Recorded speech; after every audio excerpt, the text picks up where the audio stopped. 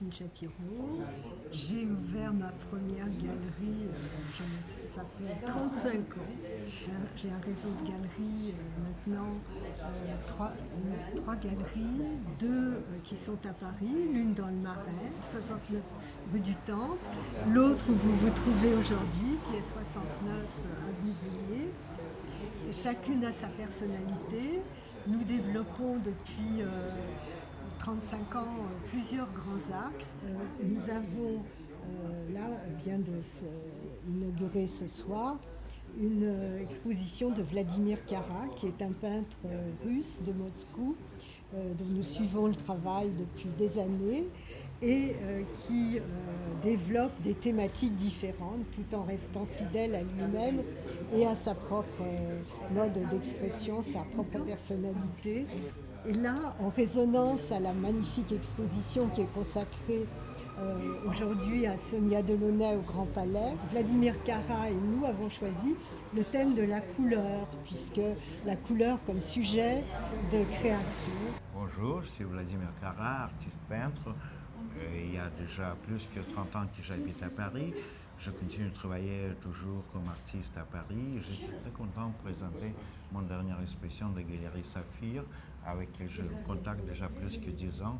C'est une galerie très particulière qui travaille de manière ancienne, qui maintenant galerie presque ne travaille pas comme ça, qui est artiste de faire partie des familles. Et donc il y a déjà plus que 10 ans que je suis ici, j'expose. Et beaucoup, c'est mon dernier travail sur les thèmes des couleurs. Et à titre de cette exposition, c'est arrête sur les couleurs, parce que j'ai l'impression que les couleurs, ils gardent des mémoires de toutes nos émotions. Et j'ai essayé de transmettre ce message sur mes tableaux. Et je suis très content de continuer ce travail avec Galerie Saphir.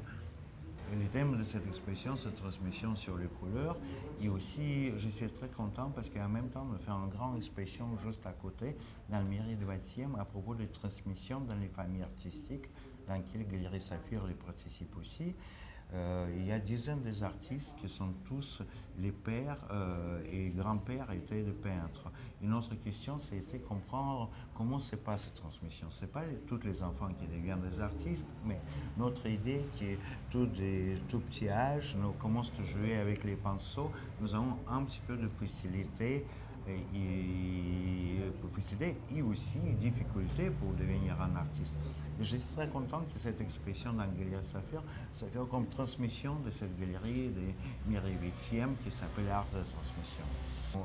J'ai terminé il y a déjà plus que 150 ans, 40 ans, et que Beaux-Arts soviétique que je détestais à l'époque, mais maintenant j'ai compris que c'est Beaux-Arts qui donnait en base, une espèce de base sur laquelle c'est possible de poser notre création. Et après que je suis venu à Paris, oui, je suis complètement libre.